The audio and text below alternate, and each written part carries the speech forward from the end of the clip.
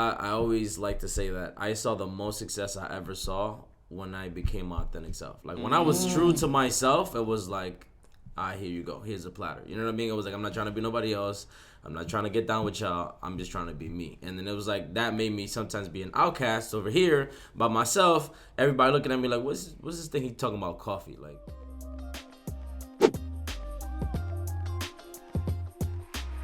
What's good, y'all? It's your boy KB. Yo, what up, y'all? It's your boy Jay. And we are live from the Bronx. We are the podcast and creative brand that celebrates creatives and change makers of color. Yes, sir. And today, we got a very special guest. We sure do. This is the homie. My man is a hustler. He's been grinding. He's been doing this thing for 4 years. My man has an amazing story we're excited to hear. Please give it up for the founder and CEO of Don Carvajal Café. Heck, what up, brother? What's Welcome up, man? back, King. Welcome back. Thank you. It's a pleasure to be back. You know, this is the type of space that is always an honor to be here. Facts, yo, man. We're excited to talk to you. You've been doing a lot of dope stuff, man, from the past few years. I think we had you on the show maybe, over a year? About a year ago. About a year ago. So a lot has changed since then, so we're excited to dive into it and talk more about it. But before we get into everything that's going on from the entrepreneurial side, just remind us and tell the audience a little bit about who is Hector. Hector, very recently I've been getting reminded of where I come from, doing the work that I do with the DR. But I'm literally a country boy from Bani in the Dominican Republic. Like, where I'm from, we're known for mangoes. You know what I mean? I'm a country boy at heart. I come from a farmer family. My family migrated to the Bronx when I was 8 years old in 2004, and I basically lived there ever since. The only other time I left the Bronx is when I went to college, and then I came back, and we're still here. And I went to CUNY, and then I got my associates, went to University of Rochester after, which is where I started the business. And I'm just a country boy from DR, came here seeking opportunities, or at least my parents brought me here to have those opportunities. And we just been grinding ever since we got there. You know, we got lost a little bit in the hood and, the wrong friends, but at the end of the day, we come back to the script, and here we are. Facts, yo. So obviously you mentioned DR, being born there and stuff like that. I guess tell us about your love of DR and how that's impacted like your entrepreneurial journey, coffee and all that, how it's all connected. Yeah. I was at the consulate, the Dominican consulate on Tuesday, and that's a flex. It was a conflex. Come on, talk heavy. Talk heavy. Because it connects right to it. And they gave me an award and recognized me for some of the work that I'm doing. And they passed me the mic. And then I was like, wow, I get to speak in Espanol for the next 30 seconds. But what I was mainly talking about was coming here as a Dominican immigrant, coming here as a kid, and being from a certain culture and not seeing that at school, not seeing that in the playground, not seeing that on the basketball court. You know what I mean? Like, I didn't really feel represented. And I come from the country. Like, if it's about honey, we go get the honey. If it's about milk, we go get the milk. You know what I mean? If it's about fruits, coconuts, like, that's on our backyard. So when I came here, it was like school lunch was weird to me. Like, what is this? It still is. What is this watery milk? You know what I'm saying? Like, I'm used to the real milk, you know? Yeah. And, but I always had this, I was always a fan of DR, of Dominican products, of Dominican culture.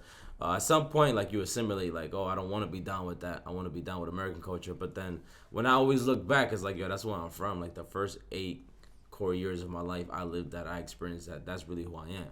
Yeah. And I feel like America doesn't really have a culture. Not really. American culture is everybody else's culture put into one. Exactly. You know what I'm saying? American culture is white culture. Yeah, whoa. Largely U.S. Basically, white culture, and then we came and made hip hop culture and became the culture. Right. And then what's American food? Burgers that's and what I'm fries. saying. Yeah. That's what I'm saying. American culture is right. Everybody else's, right? Yeah. And I always like to say that I saw the most success I ever saw when I became my authentic self. Like, when I was true to myself, it was like, here you go. Here's a platter. You know what I mean? It was like, I'm not trying to be nobody else.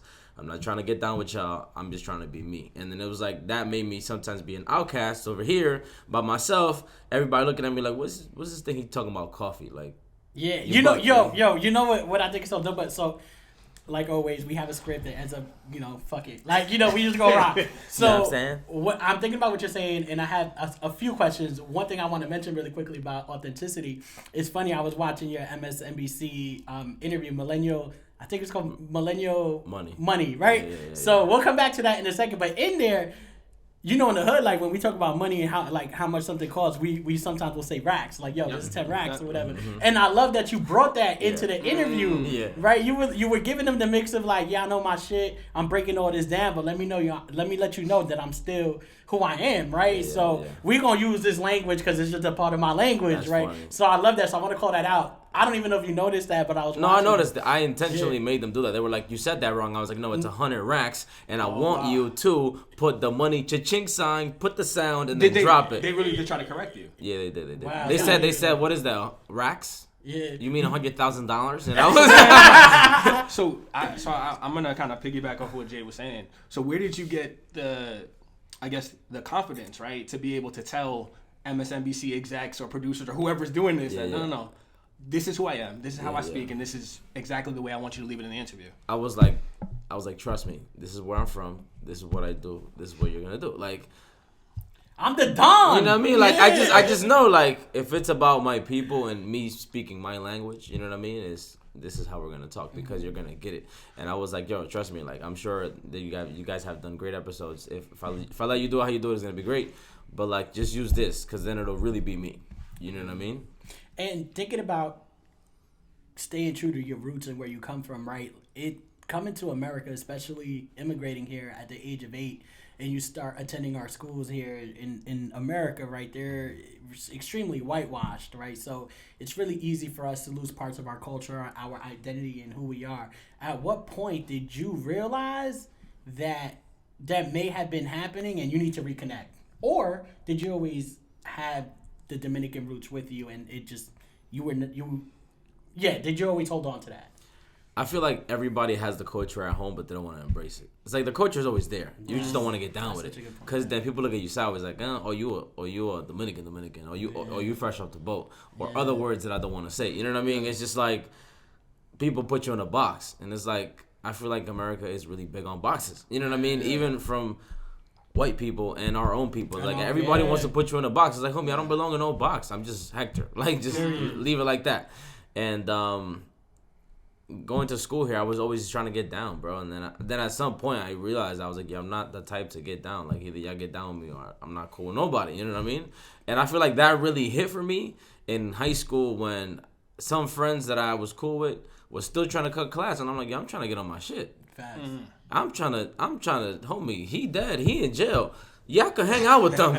I'm good off of that. Like, my brain couldn't process that. Like, it's just not. And then I'm an immigrant, or I'm a citizen now, but back then I was a resident, like on a green card. Yeah. Homie, if I get caught back when we was illegal with a joint, I'm getting deported. You know what I'm saying? And then all my opportunities out the window. You know what I mean? So my value system was very different. Like, y'all could do that. I'm good off of that. I'm good off. Like, I'll lose all of this, like all of it, you know. And I feel like when I got to college was when the cement really came down. It was because I started studying liberal arts and sciences and really talking about gender roles and culture and the history of New York and Wall Street and the Native Americans and all these things coming down. That's when I learned that the first Dominican, the first person of color to arrive in New York was a Dominican called Juan Rodriguez, and I was like, wow, that's good to know. I love college. I love knowledge. It was college when you learned that. Yeah. And then it was like, wow, like it feels, because I always felt, because I was a high school dropout, and I always felt like I didn't have enough value. Like, people looked at me sideways, like, you're already an immigrant. You already got the accent. You're a high school dropout. Like, what are you worth? People used to pay me below minimum wage to clean their stores and shit. You know what I mean? And it was like, I was just trying to get some bread. And then when I got to college, it was like, wow, like, I'm really adding knowledge to my brain. I'm really adding experiences and things that add value to me, you know? Can we continue with the story? And I know we talked a little bit about this sometime, but the first time. But for people who don't know, so tell us, I guess, a little bit about that journey between being, high school dropout. It's good, bro. Just stay a little closer to the mic. All right, bro.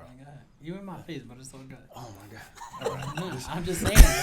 All right, Jay wants me to be closer to him. Yeah. All right, 3, 2, 1. So tell us a little bit about the story. So you mentioned being a high school dropout. I guess tell us from that point to, I guess, going to college.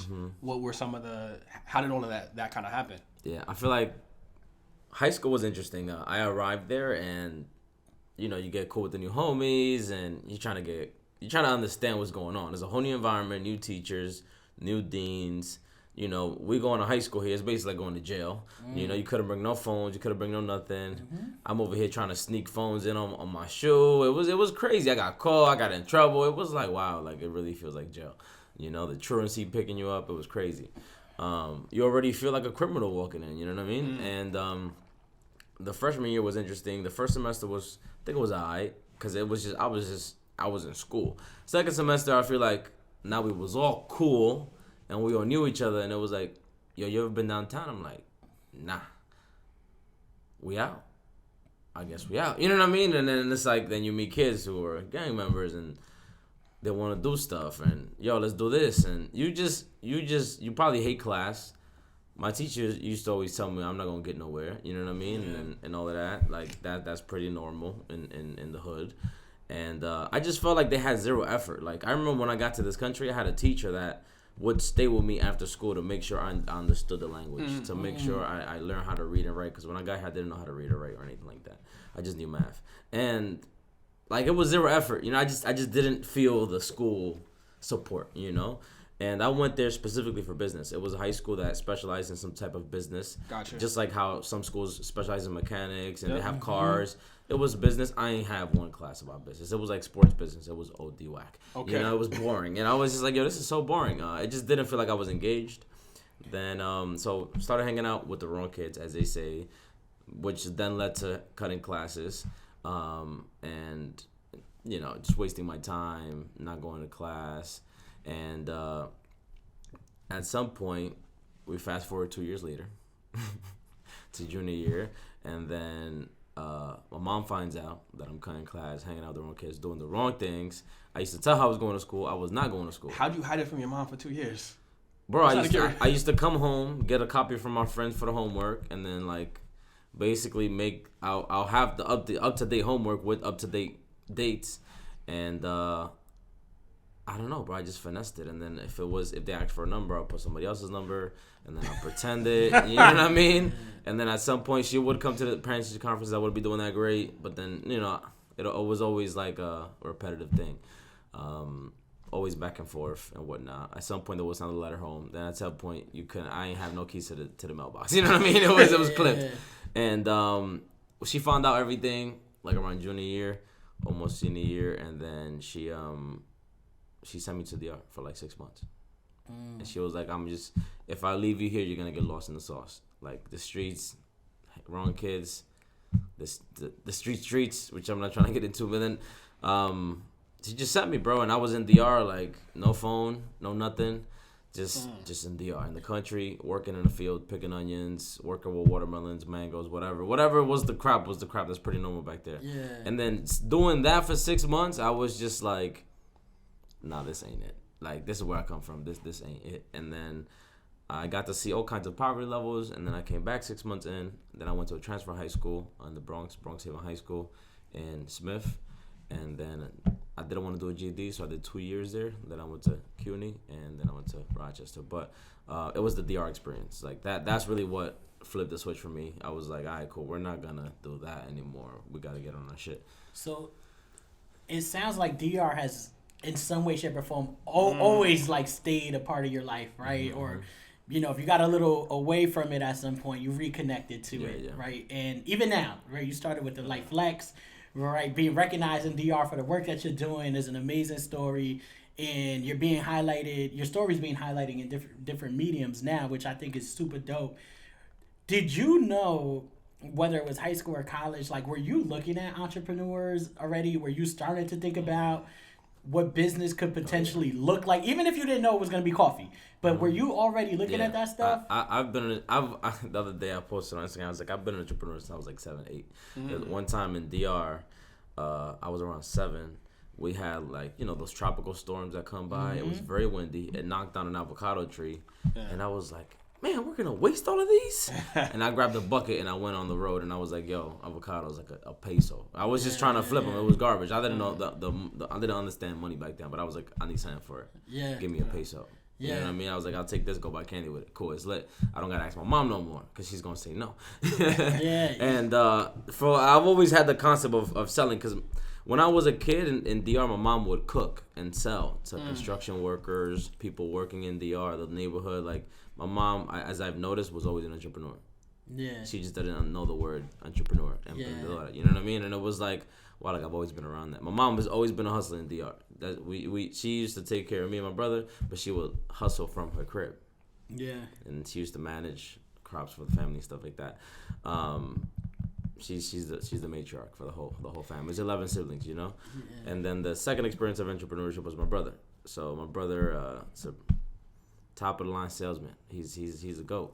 He's done all kinds of things in New York, and then at some point he started so many different kinds of businesses. I've seen him succeed, fail, all kinds of things. What type of businesses? He used to sell like filters, pots, pans, knives, everything. You know what I mean? For like companies that you get like commissions for. He did it really good. Like he was making serious bread. He's done it all, man. Like the insurance phones. He's like, yo, whatever we gotta flip, we're gonna flip it. He sold services before, and then he started his own company, and then I just seen him do it, bro. And then just, you know, go into the market, flip it. I'm just like, yo, he's always done something to just level up. You know what I mean? The one thing, sorry, Kev, I know you want to jump in, but as I'm listening to you, I'm also thinking about when you were kind of running a cafe yourself, right, for a little while. And I remember I would walk in there, and I would see you just working, like the night before, the morning of, you're there early, and I'm working on my own-ish, right?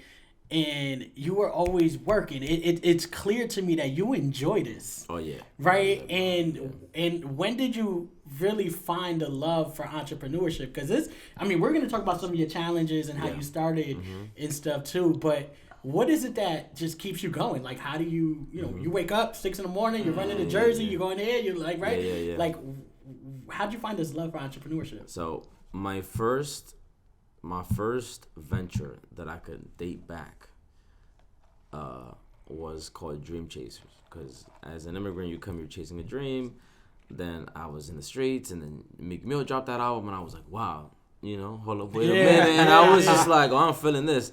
And then I dropped hoodies, scullies, and I embroidered it. It said Dream Chasers. And it was like, yo, we're just here chasing our dreams. I was in high school. Yeah. I don't know how. I think I was selling candy. Off the candy, I saved up some bread. I remember you were telling us about that. Then I went to 34th Street to a printing company, and then I printed hoodies, scullies, hats, all kinds of stuff. And then I was flipping that in school. I was going in the streets. I used to work at a car shop. Anybody who came in, I tried to flip it. And I was hustling that, like when I was like 15, 16, maybe 14. I don't remember that well. Around 14, 15, I was flipping that.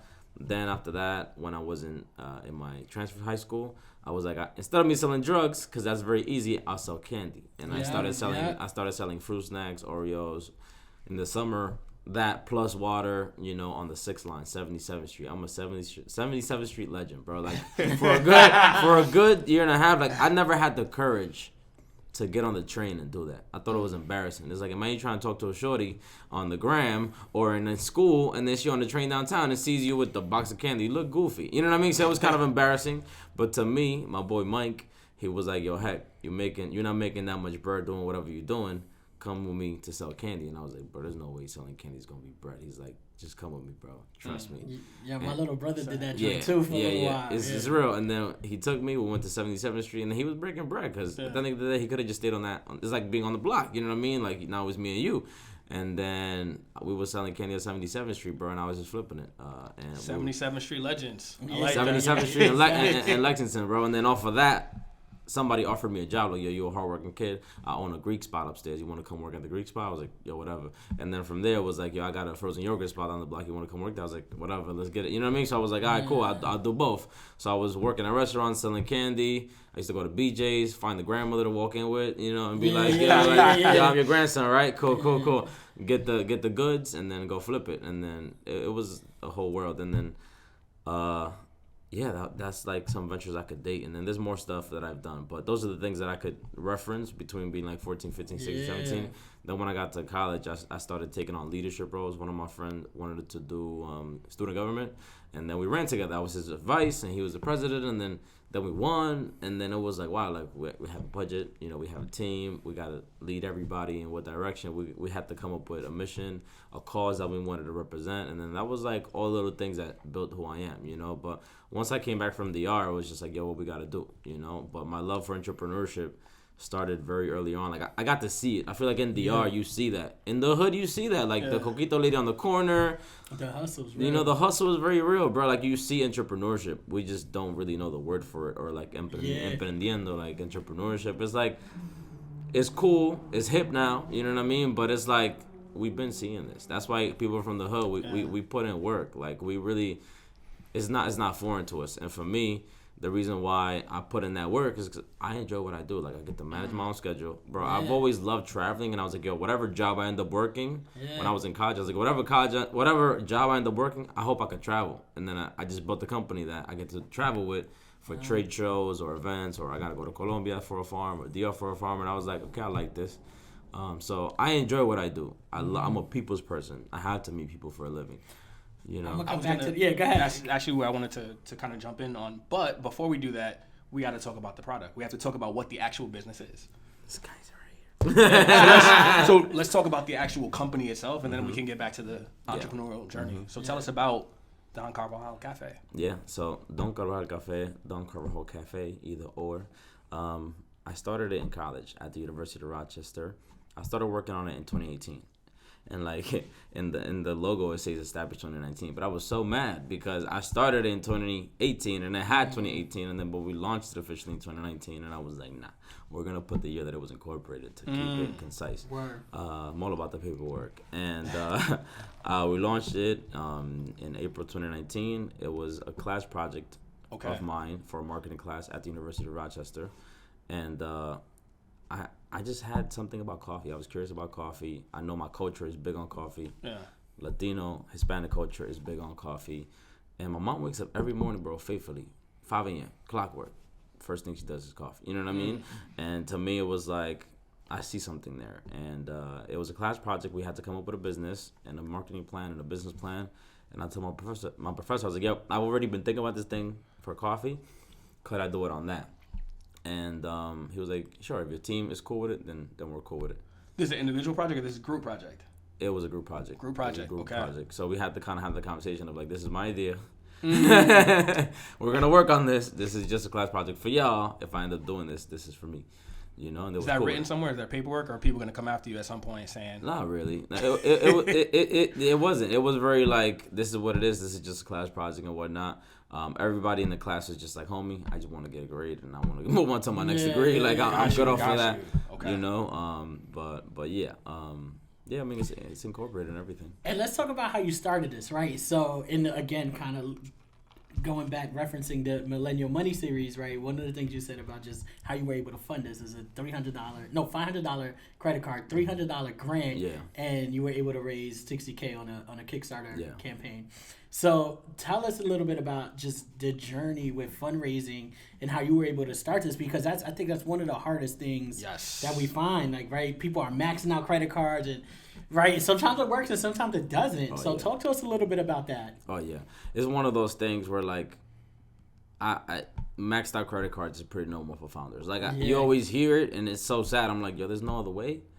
There's no other way. It's like, dang, you know. We feel it too. Yeah, it's one of those things where you gotta invest in your craft and like you gotta believe in it and invest in it until it starts giving you something back. You know what I mean?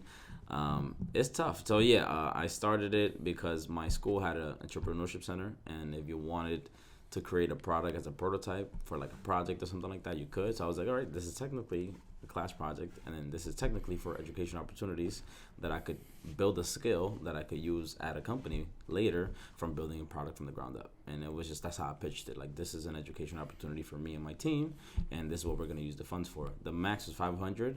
I requested it. They gave me $300. I made that work.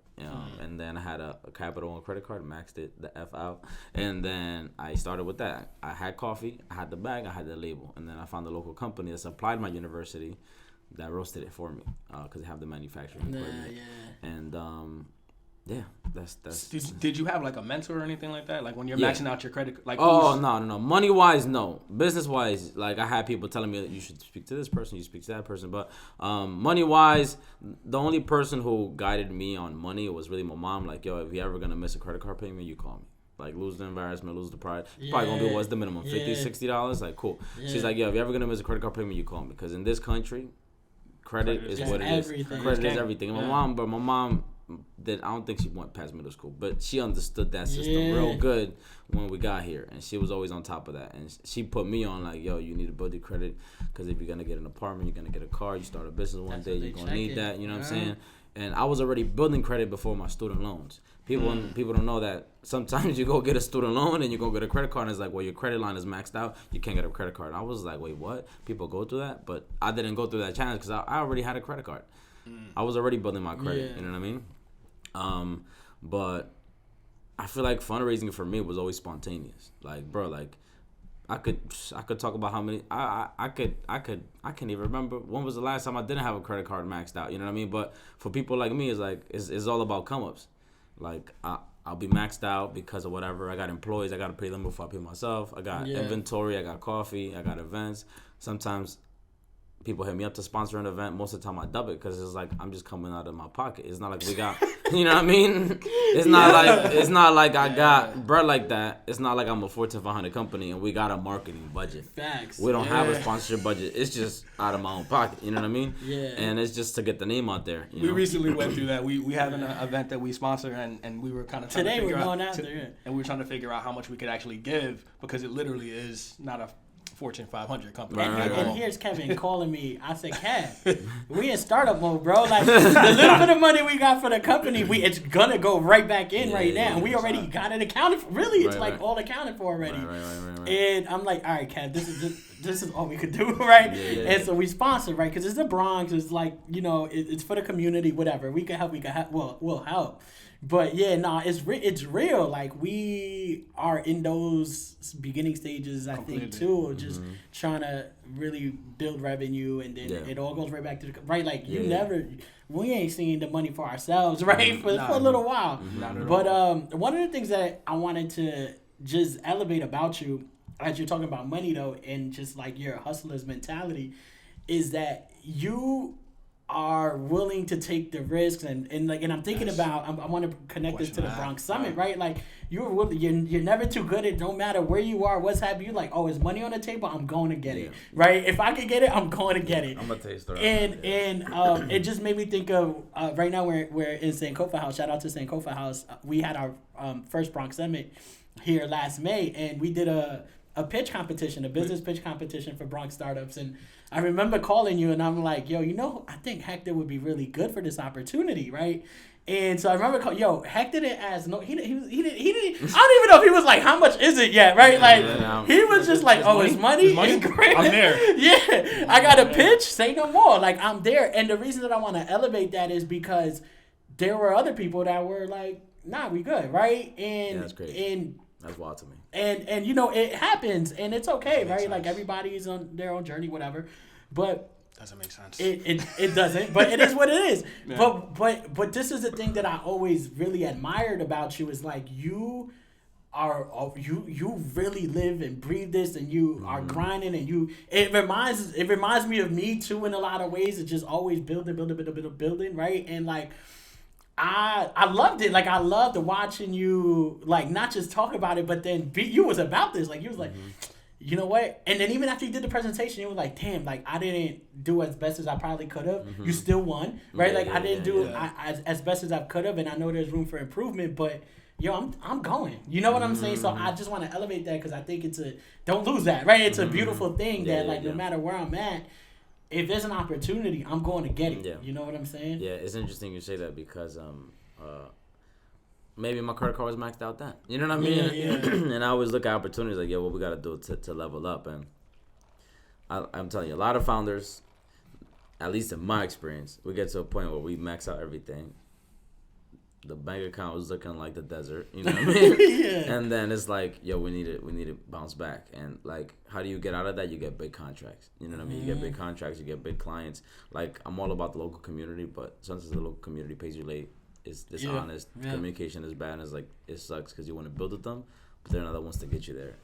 Then you come back later. And both things. That's what I was gonna say. You know both things can happen, right? Like you could go yeah. get the big checks, and you can also come back and support when you're in a place. And you should. Yeah. And you should. And exactly. Like, for me on the presentation, I was so busy then. Like I did that. I'll be honest with you, I did the presentation the night before. No, I submitted it whenever the deadline was, which is like a few days before. Yeah. And then I submitted it for that, and then I was prepping like the night and the like 2 nights before, and then I didn't really practice enough to cut it and get everything I wanted in there because I talk a lot, bro. And I talk a lot, bro. I love talking. I want you to understand what I'm talking about. I want you to get it. I don't want to just slap you with it on some pitch stuff. And I get it. That's a talent. But to me, it was like I was coming here. I was like, I'm getting first place.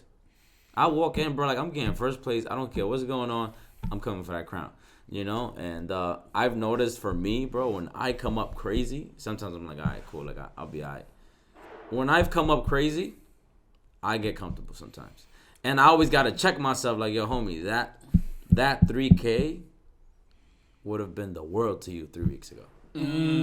That would have changed your life 3 weeks ago. Yeah. You know, and I always try to look at it like, yo, it doesn't matter. Like, I'm always, as a CEO, like, you got to really think about being cost effective. You got to run the company efficiently. You got to, like, I start people in my company at 18 miles an hour. And it's like, I don't want to do that. I just know, like, I don't want to. I need to because it's like, yo, bro, I want you to feel like this is better than McDonald's, bro. Like, you know what I mean? Like, I need to start you off with a mentality of, like, maybe this costs me more, but people don't know that if I pay you 18, I'm really paying you more. You got to pay employer taxes on top of that. Yeah. You know what I mean? People don't know that.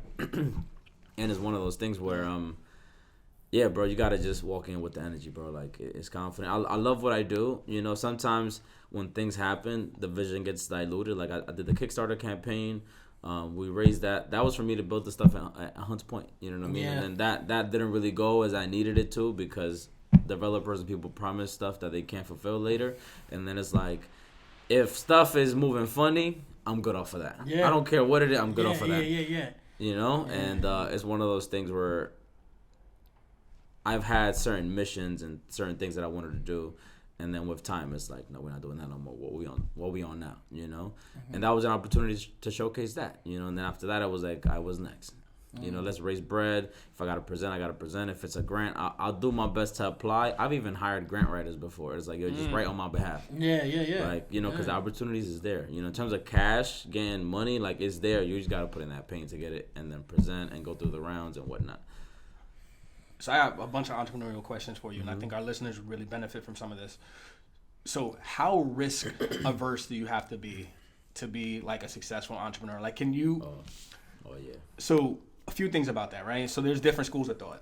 Mm-hmm. Some people say this 9-to-5 stuff is not going to get you where you need to be. Other people are like, use your 9-to-5 to kind of fund your dreams, right? Some people are like, don't quit your job, stay at your job until you have enough savings. Yeah. Some people say, max out your credit card if it's going to fund your dreams. Some people say, don't ever do that. I have an economics background, so you talking about maxed out credit cards, it freaks me out a little bit. So just talk a little bit about how risk averse you particularly were and what you think for other entrepreneurs. I think the people who are the most successful take the biggest risk in the face of the earth. I just think that's how it is. Because you take the biggest risk, so you have. It's like the stock market. The riskiest moves be the fattest bags. You know what I mean? And it's one of those things. When you hit. When you hit. When the market's doing well. When you hit. I don't bet on the stock market. I bet on myself. Yeah. Because I know I'm gonna put in that pain. You know what I mean? And it's one of those things where I think that the biggest people in business, the people who take the biggest risk, and that doesn't have to be money. That can be sacrifices. That can be sleep. That can be friendship. That can be events. Going out. That's a sacrifice. You know what I'm saying? The people who take the biggest sacrifices are the ones who see the biggest returns. Like, listen, I could go out on a Friday night. I'll be here Saturday morning. You know what I mean? But I don't do that all the time. And I've seen, but this is what I'm saying. Like, I've seen it, so that's why I'm like, And I've had employees that I've had to clip their fountain, right? Because they go out Friday, they invite me, then they call out sick the next morning, like, homie, you forgot that you invited me out with you. You know what I mean? But I feel like, and you posted on the gram. Yeah, and you was lit on the gram. I seen like, why would you add me? So it's one of those things. It's one of those things where I've taken big risk. Like, I'll be honest with you, I have zero problem blowing out my whole bank account. I've done it too many times to bring down cost, to make sure everybody's good, to do an event at the Javits Center, to be in front of certain people's, to take a flight and have an opportunity. Yeah. You know, like I've blown the bag. Now I have a red line. I'm like, I'm not going below this number. This number is the magic number to do payroll, to do inventory, to take care of stuff. Like if everything goes to shit, we got 1 month lifeline. You know what I'm saying? Like we're good. But we good. You know what I mean? So now I have a magic number. I'm like, yo, we should not go below this number. This account needs to stay there. I don't care. I don't if I gotta skip my check this week to stay that number, we're gonna stay there. Because I don't need a check. Like I just do it just for the formalities and whatever. And I need bread as a person. Like Hector Carvajal needs his check. The company's a different entity. You know what I mean? But big risk, big rewards. I don't mind blowing the bag. I don't blow the whole bag now. I have like a safety number. Sometimes, bro, you gotta take a risk. Like I only tell you maxed out credit cards because I know I'm gonna make that money back. That's the difference. I sell a product. People before they even saw the first product, they going crazy. I was already selling coffee on Instagram before I even had the LLC. Like I was already seeing money coming in. It wasn't crazy money. $20 here, $50 there, $100 there. It was like I was already seeing it. So I saw the money flow start moving. So I was like, I could pay for this, and then I'm gonna flip that regardless, and I'm gonna take that back and pay it off. And then I'll probably come back next month again, and then, but it's just a temporary lender. Gotcha. It's not a long-term solution. Yeah. Like, homie, that is gonna procure interest. Like, what are you doing? I look at interest on credit cards. I'm like, nah, whole balance. I'd rather use a credit card, get the inventory, pay off the whole balance, and then just be alright, because I'm not paying interest on it. But now I got the inventory. You know what I mean? So obviously, you talked about the DR, how DR played a huge role in your entrepreneurial journey. Talk a little bit about how the BX, how the Bronx has played a role in your entrepreneurial journey. That's a good one. I mean, growing up here is inevitable that you soak up the culture. You know what I mean? Some people don't want to embrace it, and it's like, I get it, but I can't relate. You know what I mean? Like, I grew up here. The end of the day, like in the summertime, bro, you on the block, the pump is open, Mr. Softy's going around the block, you know, and you, homie with the boombox going crazy. It's just New York. But I always, if you go to my company's site, like when you the first thing you see is a description of is a quote from me. It's like, this company represents the Dominican Republic and the Bronx. Like this company is what it is, looks what it looks like, feels like what it feels like because of my unique experience between DR and the Bronx. But it's not that experience is not common. It's just I just have my own spin on it. Like I just have my own take. You know what I mean? We're all producers of a movie.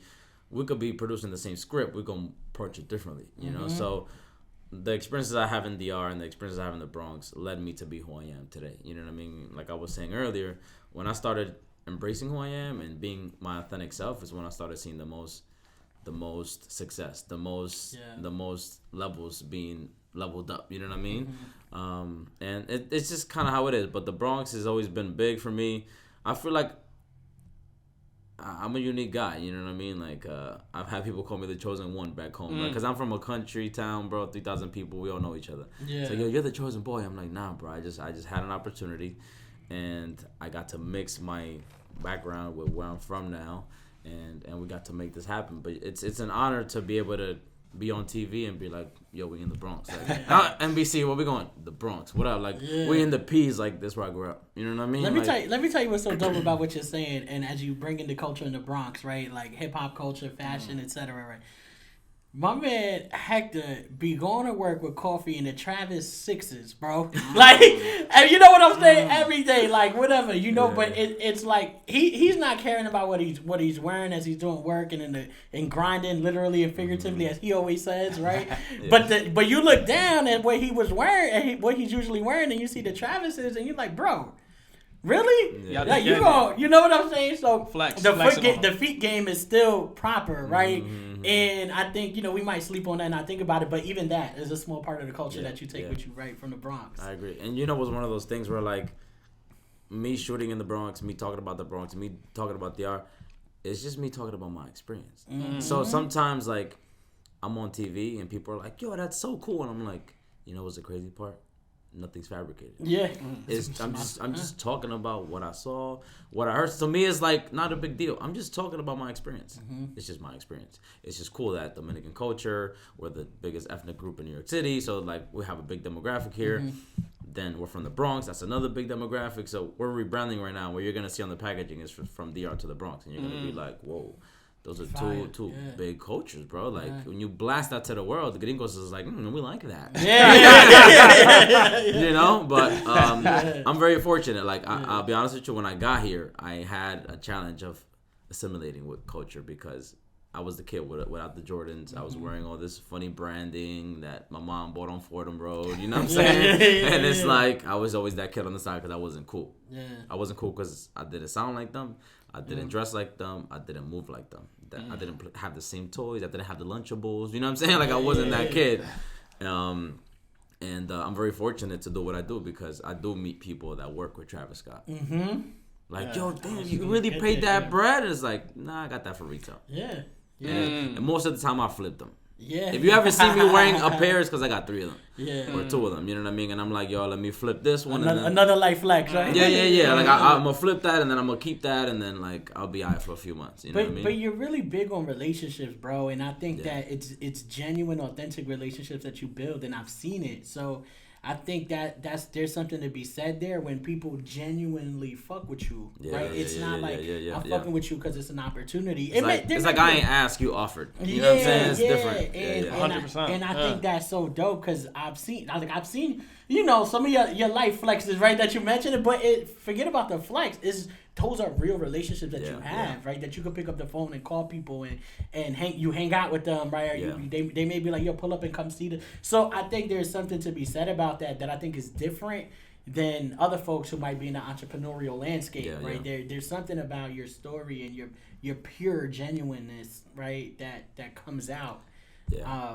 When meeting people. And you know what's the thing? Like that's another thing that's amazed is normal. Like where I'm from in DR, we're all neighbors, homie. Like doors is unlocked. Like my cow's right there. Your goat is right there. Like we already know that's my like. It's cool. Like I got rice, you got beans. You know what I mean? Like it's just we just genuine. Like we just embrace it. You know, like being from a small town, we're just like that. We're honest.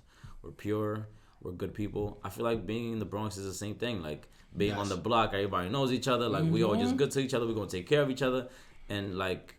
It's the same essence of networking, like being in a community, and like I'm not doing anything I haven't seen growing up. But like there's 2 kinds of people. There's the bad people, then there's the good people. Like good people by as in you're good, you're honest, you don't steal, you don't rob, you earn your bread. I'm a big believer in earning your money. Yep. I'm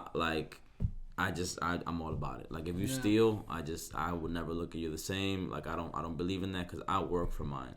And I've had, you know, in the Bronx they break into your car, they rob stuff. Oh yeah. You know what I'm saying? It's like happened to you know what I'm saying? And to me it's like, dang, now you're inconveniencing me and you ain't even take that. You know what I mean? Oh man.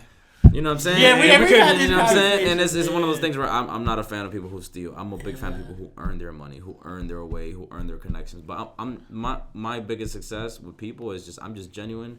I'm honest with myself. I embrace the culture, and I'm just here. Like if I could help you, great. I'm just here grinding. And a lot of people give me the platform or give me things like a Travis Scott parachute because I'm here putting in work. Like I'm just, bro, I don't ask for stuff. I just put in work. And I've noticed that people just see me putting in that work and they're like, yo, I like your hustle, bro. Like, you're on the way. You remind me of myself when I was your age 10 years ago. You know what I'm saying? And that's kind of how it goes for me. So for... Earning it. I like that. So a lot of times entrepreneurs are scared to kind of share their ideas with people because they're scared of, like, people stealing them or they're scared of, like... not wanting to work with people, so a lot of times they become really insular. Yeah. But that's not at all how you are. Like you're like a people person, like you said. Can you speak to that a little bit about like entrepreneurs who are kind of, I don't really want to work with people because I don't really trust people, I mean, I've had a fair share of people move funny and like promise one thing and not do that, and then just, you know, I've had people not hold up their end of the bargain and like had funny experiences, but I always say, bro, like I'm not cocky, I'm not self-centered. I am my own biggest fan.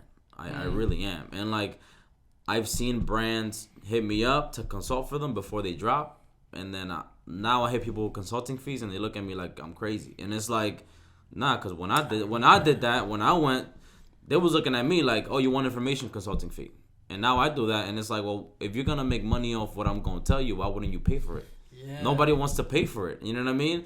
And I'm the type of person where I feel like I'm always one step ahead of the curve because I'm original.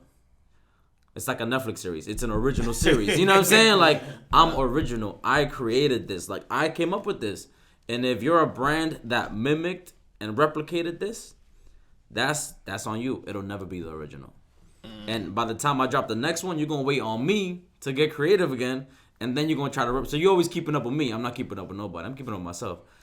Like, I just recently started getting back into the gym because I'm like, yo, I need to really take care of myself and all of that. Yeah, and I always say when I walk in, like, I really am my own biggest competition for personal and business. Like, I bought this watch because I want to track my metrics. Like, I'm like, yo, I did 2 miles yesterday. I'm doing 3 today, bro. I don't know how I'm going to do 3 miles. I'm going to do 3 miles. You know what I mean? Like, I am my biggest competition.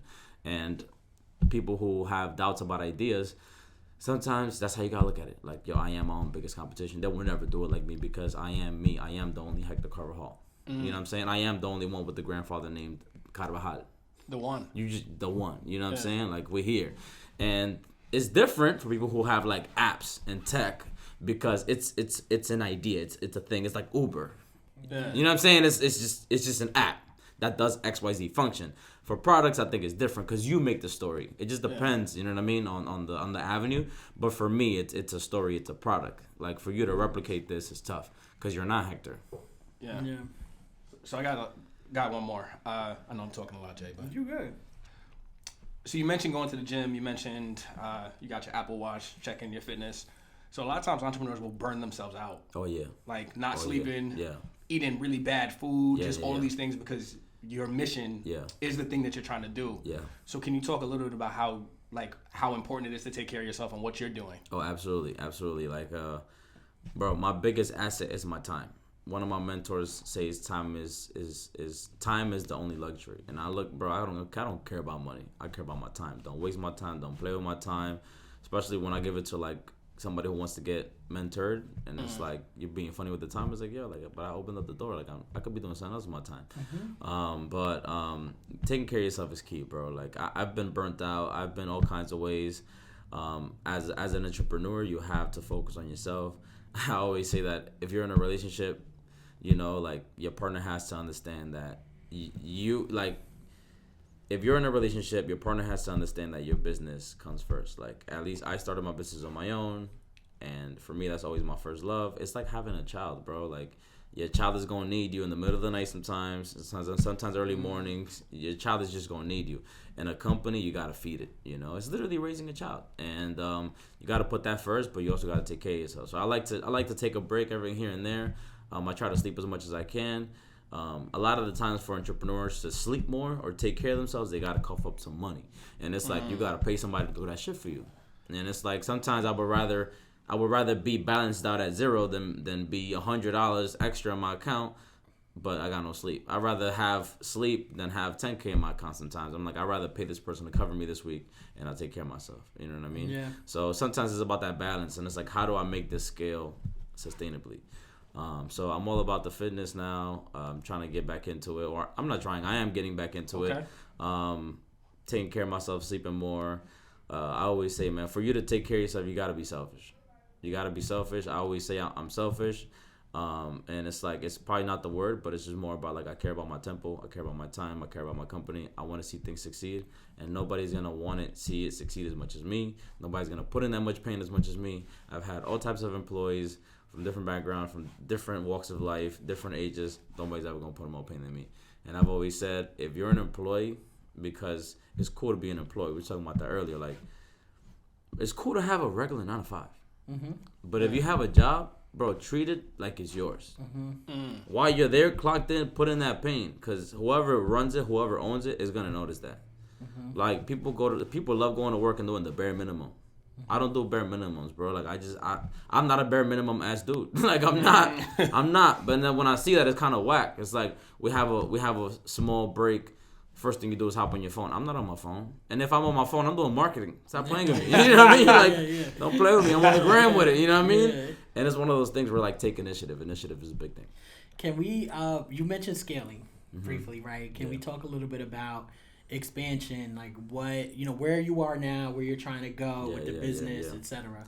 feel like right now our main thing is e-commerce. So like we've been doing a lot of news features, so people get curious like, what's the hype about this coffee? And they order it. Yeah. So our biggest thing is e-commerce right now. Like we're finally at a point where we get orders every day. I'm like, wow, this is cool. Like it's like having a coffee shop, but I don't gotta open up at 6 a.m. every day. I'm sleeping. I'm making money while I sleep. So I remember, forgot who said it, man. I think it was Rich Dad Poor Dad in the book. It's like you make real money when you make money in your sleep. And I was like, yeah, that's the one. And I've always had that in top of mind since I was like 14, 15. Because my brother read that book and he was like, yo, this is what stood out to me. But we get e-commerce. We're on Fresh Direct right now. We just locked in Whole Foods last year. Congrats. Let's Congrats. get it. Thank you. So Yeah. we're going to be in the Northeast region, which entails Connecticut, New York, and then Jersey. And we're going to reach upstate as well, where I went to school in Back to Rochester. Rochester. Oh, that's fire. Yeah. So they're opening up their first store in Rochester, and then they're going to put my product in it. It's like a full circle. Wow. How hard was it getting some of these big contracts? Oh, bro, it took me 4 years. Like I've been hunting that down since day one. That was always a dream of mine. I love Whole Foods. I love their products. I hate shopping in the hood. It's horrible. Yeah, because our shit ain't fresh, unfortunately. Right. And it's whack. And then they mark it up. I have actually studied it, and I was like, yo, it's crazier. It's crazy because the prices are higher in the hood because I feel like they connect it to food stamps. And it's like, if you got food stamps, it's not really coming out of your pocket. You get what I'm saying? So it's like, does it really matter what the price is? But then I go to Whole Foods and Ridge Show, and I'm like, yo, the prices is crazy. It's way cheaper. It's wild, and it's better quality. Insane to me. But it took me a while, like 4 years. That was always my goal. I was like, yo, I need to get on Whole Foods. Like, I love that store. I love that brand. I'm a client. I believe in it. Like, I need to be on that shelf. And then I solidified it. I found how to get in front of one of them at a trade show, and I got there. I drove all the way to PA, bro. It was like almost 4 hours. Wow. Just for a 10-minute talk. Okay. 10-minute talk, timed like 10 minutes. This is Don Carvajal Café, and then it was just like, you're on, and I was like, what? He's like, I love done. that. He's like, I live in Inwood. I get it. I get it. We don't have any Dominican coffee on the shelf in the Northeast. I was like, what? I was like, I already knew that. That's why I'm here. Yeah. But from right there, it was locked in, and that stuff takes time, bro. It took me 4 years to get in front of that person.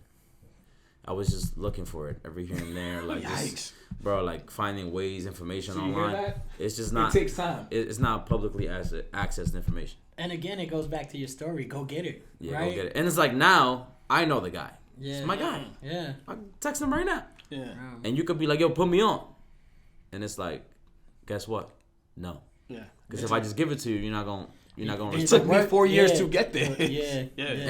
And even if I introduce you, he might tell you no. Yeah. Matter of fact, he says no for a living. Yeah. More than he says yes. Yeah. That's what they hired him to do. Yeah. He tells me, he's like, you'd be surprised how many people know me as a friend and they try to put their homie on. And it's like, I just look at them like, your product's not ready. Yeah. And he's like, I would have told you you're not ready, but you're there. You just need this.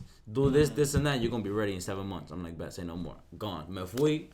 Yep. I started working on it. I was like, all right, cool, we're going to rebrand. We're going to do this. We're going to do that. I spent like 10 racks on rebranding just to get ready for that shelf. And it's like, I could have spent less, but I was like, if we're going to go in, we're going to go all out. Facts. That's what I meant by like, yo, we're going to go head first. We jump into that pool, no water. You know what I mean? Like, we in there. I love that story though, because so many times people quit when they're right there. Yeah. Because if you had stopped at 3 years, 3.5 years, I guess this whole food's just not gonna happen. I always say that. At least now, April 17 will be the 4th year. I've already been doing this for 4 years. Before I started the company, I was already studying the market. Yeah. And I always say now, I'm like, yo, 5 years. I've heard that number before, but I'm like, yo, 5 years is the year. Yeah. 5 years is the year, because like you start putting in work. At least for me, in my first 3 years, I was putting in work. I was like proving myself to the world, proving myself to the business world, proving myself to my industry, and then I'm like putting in work. Like, homie, like you could knock me down, I'm coming back up. You could knock me down, bro. I don't care, bro. I'm coming for it, and I'm gonna do what I gotta do. Just give me an opportunity. I'm gonna do the best that I could. It's rough because you're low resourced, bad sleep, whatever it is. You're running an empire. You're trying to grow with people, but you put in extra hours. Yeah. But I'm gonna do the best that I can when I'm there, and I'm gonna execute. You know what I mean? I was talking about people poorly executing and not doing their part, and it's like, bro, you gotta do the best that you can while you're there. But it takes time, and I feel like we're going into our 4th year. This is gonna be a great year. We got Whole Foods that we're gonna drop on that. Hey. We got some other deals that we're working on, and then I feel like by the 5th year, bro, like it's gonna be this foundation of like, we got consistent bread coming in. Like, how do we use this bread to plan now? Like, how do we strategize this money? How do we budget it and stuff like that? How do I hire my first full-time employee outside of myself? You know what I'm saying? So it takes time. And I tell people, like, don't quit. And yes, such bad ideas exist, okay? Bad ideas exist. Like, not every idea is going to be the one. For me, I've sold shirts, hats, candy, everything. I used to work at Macy's, bro, in college. I used to sell watches, bro. Like, I've sold it all. Like, I've done it. I've tried it. If it fails, it's all good. Most founders that I know have failed at something, and they took that experience and reapplied it in a strategic way into something else. Yeah, facts. So thank you for that. Another thing I'm really kind of thinking about is relationships. So you talked about all the things that you're doing. You talked about the expansion. You talked about what's next. Yeah.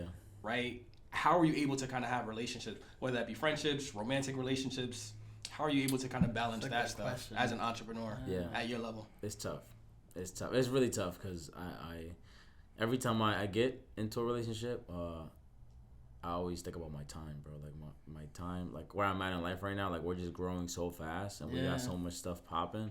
I really do enjoy giving my company my time. Like I enjoy seeing success. I enjoy hitting new milestones. I enjoy accomplishments. Like I enjoy them, bro. Like when I get to invite my mom and we on stage and it's like here's the award, like that's what I enjoy. Like I'd rather take my mom out to dinner than take a shorty out to dinner because my mom needs to benefit first from all this shit that I got going on. People be getting it twisted. You know what I mean? Like, dudes love to take their moms out for Valentine's. Dudes love to take their shorty out for Valentine's Day, not call their mom, no flowers. Like, yo, your mom's a single mother, bro. What's up? You know what I'm saying? She on TV watching all these Valentine's Day specials. What's up? You know? But relationships are tough. They're very tough. But we make it work. I'm not in one right now because I need to focus on my business, on myself. Like, I'm at a point where this is the make it year. Every year is the make it year, but I'm at a point where like I'm about to hit a new level that is just like I've never been here before, and I need all the focus I could get. I have friends and family that I've neglected for years, but now I'm like, yo, if I could do my thing at work and then go out with you for a little bit, I'll go. Just to live this moment because we could all be gone tomorrow for all I know. You know what I'm saying? So you gotta kind of try to balance it out a little bit. Most of my friends are work friends because we're working and we become friends. You know what I mean? It's just good vibes, good energy. We all here, we grinding. That's kind of I get to hang out. I hang out the most with my work friends, which are really my colleagues. And then I hang out with friends outside of that. Like we'll go have some barbecue here and there. I'm used to working a lot, like physically, and as of recently, I've been moving my model a little bit to be more e-commerce. Like, we're not gonna deliver it to you; we're just gonna ship it to you. I'm not gonna go to Whole Foods. I sign with a distributor. Like, they come with a truck, they pick up a bunch of coffee in pallets, they take it, they distribute that. Now I just got myself 36 hours this week. You know what I mean? So it's kind of like I look at time differently. Time is only luxury, so I buy back my time. Like, that's kind of how I look at it. Like. I'd rather pay an employee to work X amount of hours than buy a pair of J's. Yeah, and I think it's important that you are able to communicate that across relationships, whether that be friendship, romantic, family, whatever, right? Because it's an investment in yourself. Yeah, and if you don't get it, I can't rock with you. Exactly. So that's the thing. So I'm gonna let you know this up front, right? If it doesn't work for you, then cool, right? Whoever that is. But sometimes you do communicate it, and they still think, Sometimes you communicate what's going on, like with the business, the time allocation, right? And it's like they get it in the moment, but then they see it being applied, and they're like, no, I don't really like this. You know what I mean? And it's like, of course. Because it doesn't benefit you. Yeah, but I still think the ability to communicate, right? Like you can't control what people are gonna feel or say or how they're gonna react to it. But you being really upfront and knowing like this is what's the priority for me, like either we're gonna work out or we're not, right? Or this friendship's gonna work out or it's not, right? And it's funny because like we'll talk every now and then, and we're always like, yo, we gotta get up, right? But we both got a lot going on, but one thing Hector does is like, yo, if I'm in my haven and I am having a drink, he does call, right? He'll be an hour while he's there, right? He'll be like, let me see you, Jay. So it's real, right? And so I think it's important to also elevate that for anybody who is like, passionate, cares a lot about what they're trying to do, is like just communicating that, knowing what's realistic, knowing what's not, and making sure you got time for yourself. Right. Right. Right. And sometimes you gotta understand the difference. Like if you have a 9 to 5, the weekend is yours. Yeah. Mine is not. I work 24/7, 25/8, and for me it's about like let me balance this real quick. So it's that sense of balancing, and balancing costs money for us. Like you just got the weekend off. For me, it costs money to have the weekend off. Yeah. That's how that goes. Yeah. Speaking of time, thank you for taking the time to kick it with us. Yes, sir. For the last hour. But before we let you go, there's a game that we always like to play. You played it before. Yes, sir. It's called Rapid Fire. We got different questions. I had the questions, bro. What you doing? We got different questions this time. Too, you looking dead at them. I ain't see it. We got different questions this time. The way it works, Jay's going to read a question. You're going to come up with the first word or words that you think of when you hear the question. Don't take too much time thinking about it. Are you ready? I was born ready. All right. Are you ready? Yes, sir. All right, let's get it. Yeah. What is one word to describe the Bronx? Funky. If someone was coming to visit the Bronx for the first time, where would you take them? Yankee Stadium. What is your favorite all-time sneaker? Ooh. A specific drop? Yeah. The Travis Scott Mocha Brown ones.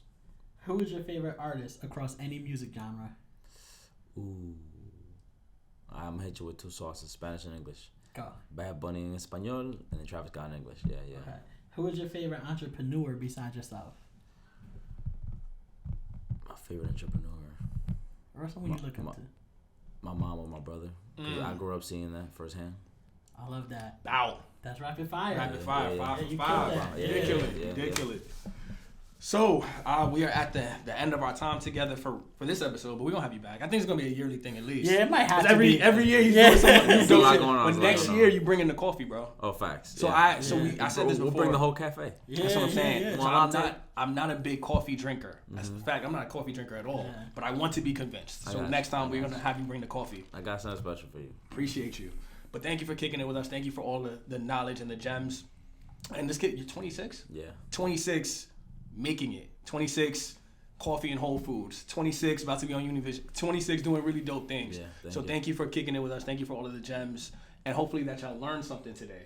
So, if people want to follow you and see what's going on with you, can you please drop your social media for the people? My personal Instagram, where you can see the day-to-day, because I like being honest about the process, is dc.hec, DC Heck. My son is verified now, too. Oh, yeah. Come on. Let them know. Yeah, Let them know. Yeah, that check hit different. You get noticed from a mile away. And then the company page is at Don Carvajal Café. DONCAR, V as in Victor, AJL, Cafe, CAFE. No doubt. That's it. And Jay, if you don't mind throwing out our social medias for the people. Yeah, for sure. Follow us on Instagram at Live from the Bronx. You can also follow us on Facebook at Live from the Bronx. Hit us at Twitter, or check us out on Twitter at Live from the BX. Or visit our website, www.livefromthebronx.com, and feel free to shoot us an email. Let us know who you want on the show. You can reach us at info@livefromthebronx.com. Wow. We out. Still doing it. Deuces.